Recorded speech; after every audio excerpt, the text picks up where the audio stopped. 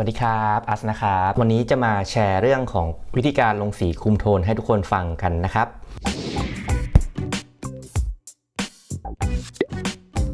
การลงสีคุมโทนก็คือการใช้สีจำกัดเพื่อที่จะสร้างบรรยากาศหรือว่า mood and tone ที่เราต้องการเนี่ยก็มีหลายวิธีนะครับแต่วิธีที่จะมาเล่าให้ฟังกันนี้นะครับก็จะเป็นวิธีการผสมสีเพื่อสร้างชุดสีหรือว่าพาเลตขึ้นมานะครับผมจะขออธิบายความแตกต่างระหว่างสีของวัตถุแล้วก็สีที่เรารับรู้ให้ฟังกันก่อนนะครับสมมุติว่าเรามีรองเท้าสีชมพูขาวสีของวัสดุของรองเท้าที่เป็นสีชมพูเนี่ยเราจะเรียกว่า local color เอารองเท้าเนี่ยไปวางไว้ในสภาพแวดล้อมอย่างเช่นอาจจะเป็นกลางแจ้งนะครับแสงจากธรรมชาติเนี่ยมันก็จะตกกระทบกับรองเท้าใช่ไหมแล้วมันก็จะสะท้อนสีชมพูที่เป็นสีของรองเท้าเนี่ยเข้าตาเราจึงเห็นภาพออกมาเป็นประมาณนี้นะครับถ้าเกิดเราเอารองเท้าคู่เดียวกันเนี้ยไปวางไว้ในสภาพแวดล้อมที่แตกต่างกันออกไปนะครับอย่างเช่นเอาวางไว้ในห้องที่มีหลอดไฟสีเขียวแสงของสภาพแวดล้อมเนี่ยครับมันตกกระทบกับรองเท้าแล้วมันก็จะสะท้อนเข้าตาเราเหมือนกันนะครับแต่ว่าสีที่เราเห็นเนี่ยมันจะไม่ใช่สีชมพูอีกต่อไปละเพราะว่าสีของรองเท้าหรือว่า local color กับแสงบรรยากาศนะครับหรือว่า ambient light เนี่ยมันจะผสมกันก่อนนะครับเราก็จะได้สีที่ผสมแล้วออกมาเป็นประมาณนี้นะครับภาพที่เราเห็นก็จะได้เป็นแบบนี้ครับทำไมจะต้องรู้เรื่องนี้ด้วยใช่ไหมครับเพราะว่าส่วนใหญ่ตัวผมเองก็ด้วยนะครับมักจะติดการเลือกสีแบบสีของวัตถุหรือว่า local color เนี่ยเป็นหลักนะครับอย่างเช่นแบบผิวจะต้องเป็นสีส้มอ่อนประมาณนี้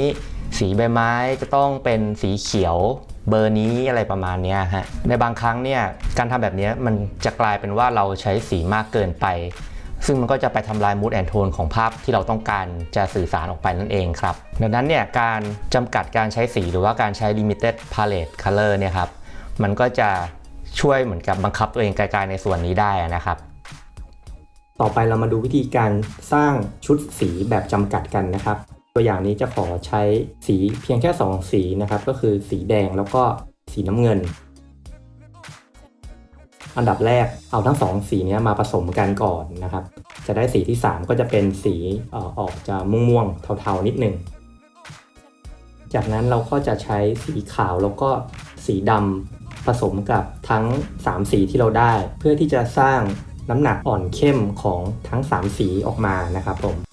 ซึ่งในการผสมสีนะครับผมก็จะใช้ blending tool ใน Procreate เนี่ยทำการเกลี่ยสีเข้าหากันเพื่อที่จะสร้างเป็นเฉดของน้ำหนักสุดท้ายนะครับผมก็จะดูดสีในแต่ละช่วงน้ำหนักออกมาเพื่อที่จะสร้างเป็นชุดสีสำหรับการใช้งานในการเพ้นท์ภาพของเรานั่นเองครับอันนี้ก็เป็นชุดสีที่ได้ออกมาจากการใช้สีเพียงแค่2สีบวกกับขาวดำนะครับจะเห็นว่ามันมีความเชื่อมโยงกับตัวน้ำหนักเทาหรือว่า tonal value อยู่โอเคเมื่อได้ชุดสีเรียบร้อยแล้วนะครับเราก็จะเริ่มเพ้นท์ภาพของเรากันอันดับแรกเราก็จะเริ่มทำการบล็อกสีให้ใช้บลัชที่มีขนาดใหญ่แล้วก็เพ้นท์จากบริเวณที่กว้างที่สุดก่อนที่จะเก็บรายละเอียดนะในที่นี้ก็คือเริ่มลงในส่วนของแบ็กกราวด์ก่อนนะครับอาจจะใช้ blending tool ในการช่วยเกลี่ยสีนิดนึงด้วยก็ได้นะครับแบ็กกราวด์มันจะได้ดูแบบเบลอๆดู off focus นิดนึงสำหรับในส่วนของสีเนื้อนะครับผมก็จะดูดสีเอาจากในแคนวาสที่มันผสมกันแล้วเนี่ยมาเพ้นท์เลยแล้วก็อาจจะใช้การผสมกันระหว่างสีโทนร้อนกับโทนเย็นเนี่ยเพื่อที่จะดึงโทนของสีเนื้อที่เราต้องการออกมาให้ได้โดยที่ไม่ต้องไปจิ้มกับตัว color wheel ของโปรแกรมเลยนะครับบริเวณสีเนื้อเนี่ยมันจะค่อนข้างแบบทริกกี้อยู่นิดนึงคือมันไม่ได้มีเนื้อสีแบบอันเดียวอะครับอันนี้ก็อยากให้ลองสังเกตดูนะครับอย่างเช่นบริเวณแก้มอะไรเงี้ยเหมือนกับเป็นเลือดฝาดใช่ไหมสีมันก็จะออกโทนแดงอมส้มนิดๆอะไรอย่างเงี้ยนะครับ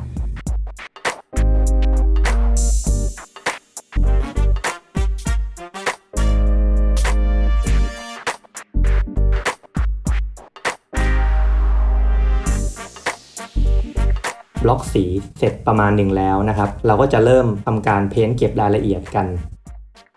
ก็จะเป็นในส่วนของรายละเอียดแสงอย่างเช่น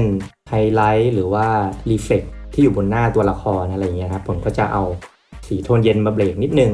หรือว่าบางจุดในเงาเนี่ยก็จะมีการแทรกสีที่เป็นสีสดๆลงไปหน่อยมันจะได้ดูมีแบบมี variation มีความหลากหลายในเฉดนิดนึง